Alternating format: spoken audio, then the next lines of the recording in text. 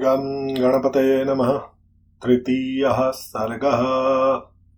राजा दशरथ का वशिष्ठ और वामदेव जी को श्री राम के राज्याभिषेक की तैयारी करने के लिए कहना और उनका सेवकों को तदनुरूप आदेश देना, राजा की आज्ञा से सुमंत्र का श्री राम को सभा में बुला लाना और राजा का अपने पुत्र श्री राम को हितकर राजनीति की बातें बताना। सभासदों ने कमल पुष्प की सी आकृति वाली अपनी अंजलियों को सिर से लगाकर सब प्रकार से महाराज के प्रस्ताव का समर्थन किया। उनकी वह पद्मांजलि स्वीकार करके राजा दशरथ उन सब से प्रिय और हितकारी वचन बोले। अहो, आप लोग जो मेरे परम प्रिय ज्येष्ठ पुत्र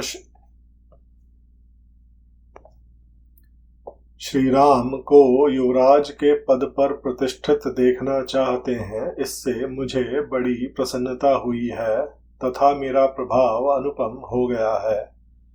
इस प्रकार की बातों से पूर्वासी तथा अन्यान्य सभासदों का सत्कार करके राजा ने उनके सुनते हुए ही वामदेव और वशिष्ठ आदि ब्राह्मणों से इस प्रकार कहा। यह चैत्र मास बड़ा सुंदर और पवित्र है। इसमें सारे वन उपवन खिल उठे हैं। अतः इस समय श्री राम का युवराज पद पर अभिषेक करने के लिए आप लोग सब सामग्री एकत्र कराइए। राजा की यह बात समाप्त होने पर सब लोग हर्ष के कारण महान कोलाहल करने लगे। धीरे धीरे उस जनरव के शांत होने पर प्रजापालक नरेश दशरथ ने मुनिप्रवर वशिष्ठ से यह बात कही। भगवान, श्री राम के अभिषेक के लिए जो कर्म आवश्यक हो उसे सांगोपांग बताइए और आज ही उस सब की तैयारी करने के लिए सेवकों को आज्ञा दीजिए। महाराज का यह वचन सुनकर मुनिवर वशिष्ठ ने राजा के सामने ही हाथ जोड़कर खड़े हुए आज्ञा पालन के लिए तैयार रहने वाले सेवकों से कहा, तुम लोग सुवर्ण आदि रत्न, देव पूजन की सामग्री, सब प्रकार की औषधियां, श्वेत पुष्पों की मालाएं, खील, अलग अलग पात्रों में शहद और घी, नए वस्त्र, रथ, सब प्रकार के अस्त्र शस्त्र, चतुरंगिणी सेना, उत्तम लक्षणों से युक्त हाथी, चमड़ी गाय की पूंछ के बालों से बने हुए 2 व्यजन, ध्वज, श्वेत छत्र, अग्नि के समान देदीप्यमान सोने के 100 कलश, सुवर्ण से मढ़े हुए सींगों वाला एक सांड, समूचा व्याघ्र चर्म तथा और जो कुछ भी वांछनीय वस्तुएं हैं, उन सब को एकत्र करो और प्रातः काल महाराज की अग्निशाला में पहुंचा दो। अंतःपुर तथा समस्त नगर के सभी दरवाजों को चंदन और मालाओं से सजा दो तथा वहां ऐसे धूप सुलगा दो जो अपनी सुगंध से लोगों को आकर्षित कर लें। दही, दूध और घी आदि से संयुक्त अत्यंत उत्तम एवं गुणकारी अन्न तैयार कराओ, जो 1 लाख ब्राह्मणों के भोजन के लिए पर्याप्त हो। कल प्रातः काल श्रेष्ठ ब्राह्मणों का सत्कार करके उन्हें वह अन्न प्रदान करो, साथ ही घी, दही, खील और पर्याप्त दक्षिणाएं भी दो।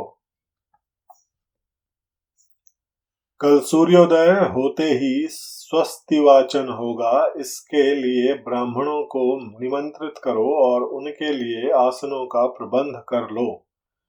नगर में सब ओर पताकाएं फहराई जाएं तथा राजमार्गों पर छिड़काव कराया जाए।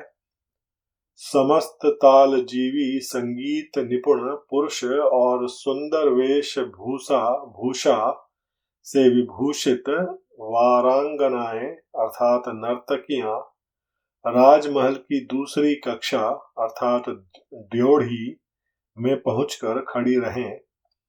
देव मंदिरों में तथा चैत्य वृक्षों के नीचे या चौराहों पर जो पूजनीय देवता हैं, उन्हें पृथक पृथक भक्ष्य भोज्य पदार्थ एवं दक्षिणा प्रस्तुत करनी चाहिए। लंबी तलवार लिए और गोधा चर्म के बने दस्ताने पहने और कमर कसकर तैयार रहने वाले शूरवीर योद्धा स्वच्छ वस्त्र धारण किए महाराज के महान अभ्युदयशाली आंगन में प्रवेश करें। सेवकों को इस प्रकार कार्य करने का आदेश देकर दोनों ब्राह्मण वशिष्ठ और वामदेव ने पुरोहित द्वारा संपादित होने योग्य क्रियाओं को स्वयं पूर्ण किया। राजा के बताए हुए कार्यों के अतिरिक्त भी जो शेष आवश्यक कर्तव्य था, उसे भी उन दोनों ने राजा से पूछकर स्वयं ही संपन्न किया। तदनंतर महाराज के पास जाकर प्रसन्नता और हर्ष से भरे हुए वे दोनों श्रेष्ठ द्विज बोले, राजन, आपने जैसा कहा था उसके अनुसार सब कार्य संपन्न हो गया।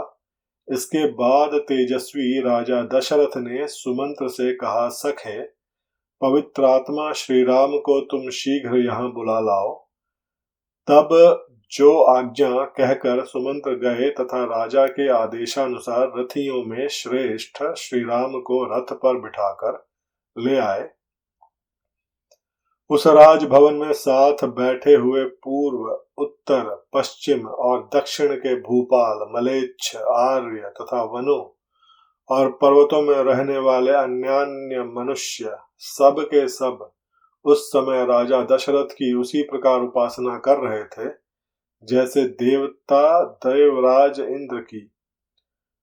उनके बीच अट्टालिका के भीतर बैठे हुए राजा दशरथ मरुदगणों के मध्य देवराज इंद्र की भांति शोभा पा रहे थे। उन्होंने वहीं से अपने पुत्र श्री राम को अपने पास आते देखा, जो गंधर्वराज के समान तेजस्वी थे। उनका पौरुष समस्त संसार में विख्यात था। उनकी भुजाएं बड़ी और बल महान था।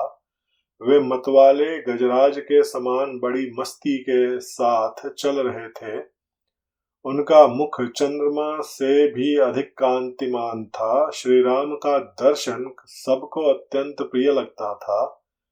वे अपने रूप और उदारता आदि गुणों से लोगों की दृष्टि और मन आकर्षित कर लेते थे। जैसे धूप में तपे हुए प्राणियों को मेघ आनंद प्रदान करता है, उसी प्रकार वे समस्त प्रजा को परम आह्लाद देते रहते थे। आते हुए श्री राम चंद्र की ओर एकटक देखते हुए राजा दशरथ को तृप्ति नहीं होती थी। सुमंत्र ने उस श्रेष्ठ रथ से श्री रामचंद्र जी को उतारा और जब वे पिता के समीप जाने लगे तब सुमंत्र भी उनके पीछे पीछे हाथ जोड़े हुए गए। वह राजमहल कैलाश शिखर के समान उज्जवल और ऊंचा था। रघुकुल को आनंदित करने वाले श्री राम महाराज का दर्शन करने के लिए सुमंत्र के साथ सहसा उस पर चढ़ गए।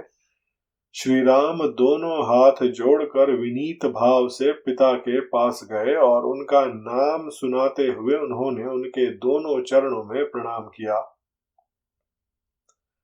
श्री राम को पास आकर हाथ जोड़ प्रणाम करते देख राजा ने उनके दोनों हाथ पकड़ लिए और अपने प्रिय पुत्र को पास खींचकर छाती से लगा लिया। उस समय राजा ने उन श्री रामचंद्र जी को मणिजटित सुवर्ण से भूषित एक परम सुंदर सिंहासन पर बैठने की आज्ञा दी, जो पहले से उन्हीं के लिए वहां उपस्थित किया गया था। जैसे निर्मल सूर्य उदय काल में मेरु पर्वत को अपनी किरणों से उद्भासित कर देते हैं, उसी प्रकार श्री रघुनाथ जी उस श्रेष्ठ आसन को ग्रहण करके अपनी ही प्रभा से उसे प्रकाशित करने लगे। उनसे प्रकाशित हुई वह सभा भी बड़ी शोभा पा रही थी। ठीक उसी तरह जैसे निर्मल ग्रह और नक्षत्रों से भरा हुआ शरत काल का आकाश चंद्रमा से उद्भासित हो उठता है, जैसे सुंदर वेशभूषा से अलंकृत हुए अपने ही प्रतिबिंब को दर्पण में देखकर मनुष्य को बड़ा संतोष प्राप्त होता है, उसी प्रकार अपने शोभाशाली प्रिय पुत्र उन श्री राम को देखकर राजा बड़े प्रसन्न हुए। जैसे कश्यप देवराज इंद्र को पुकारते हैं, उसी प्रकार पुत्रवानों में श्रेष्ठ राजा दशरथ सिंहासन पर बैठे हुए अपने पुत्र श्री राम को संबोधित करके उनसे इस प्रकार बोले, बेटा, तुम्हारा जन्म मेरी बड़ी महारानी कौशल्या के गर्भ से हुआ है। तुम अपनी माता के अनुरूप ही उत्पन्न हुए हो श्री राम। तुम गुणों में मुझसे भी बढ़कर हो, अतः मेरे परम प्रिय पुत्र हो। तुमने अपने गुणों से इन समस्त प्रजाओं को प्रसन्न कर लिया है, इसलिए कल पुष्य नक्षत्र के योग में युवराज का पद ग्रहण करो। बेटा, यद्यपि तुम स्वभाव से ही गुणवान हो और तुम्हारे विषय में यही सबका निर्णय है, तथापि मैं स्नेहवश सद्गुण संपन्न होने पर भी तुम्हें कुछ हित की बातें बताता हूँ। तुम और भी अधिक विनय का आश्रय लेकर सदा जितेंद्रिय बने रहो। काम और क्रोध से उत्पन्न होने वाले दुर्व्यसनों का सर्वथा त्याग कर दो। परोक्ष वृत्ति से अर्थात गुप्तचरों द्वारा यथार्थ बातों का पता लगाकर तथा प्रत्यक्ष वृत्ति से अर्थात दरबार में सामने आकर कहने वाली जनता के मुख से उनके वृत्तांतों को प्रत्यक्ष देख सुनकर ठीक ठीक न्याय विचार में तत्पर रहो। मंत्री, सेनापति आदि समस्त अधिकारियों तथा प्रजाजनों को सदा प्रसन्न रखना। जो राजा कोष्ठागार अर्थात भंडागृह तथा शस्त्रागार आदि के द्वारा उपयोगी वस्तुओं का बहुत बड़ा संग्रह करके मंत्री, सेनापति और राजा आदि समस्त प्रकृतियों को प्रिय मानकर उन्हें अपने प्रति अनुरक्त एवं प्रसन्न रखते हुए पृथ्वी का पालन करता है, उसके मित्र उसी प्रकार आनंदित होते हैं जैसे अमृत को पाकर देवता प्रसन्न हुए थे।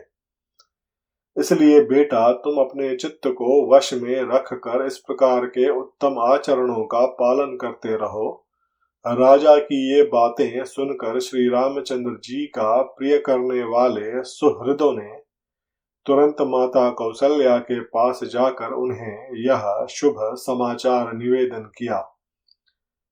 नारियों में श्रेष्ठ कौशल्या ने वह प्रिय संवाद सुनाने वाले उन सुहृदों को तरह तरह के रत्न, सुवर्ण और गौएं पुरस्कार रूप में दी। इसके बाद श्री रामचंद्र जी राजा को प्रणाम करके रथ पर बैठे और प्रजाजनों से सम्मानित होते हुए वे अपने शोभाशाली भवन में चले गए।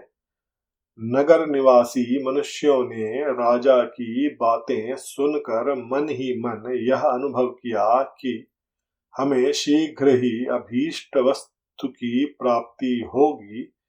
फिर भी महाराज की आज्ञा लेकर अपने घरों को गए और अत्यंत हर्ष से भरकर अभीष्ट सिद्धि के उपलक्ष्य में देवताओं की पूजा करने लगे।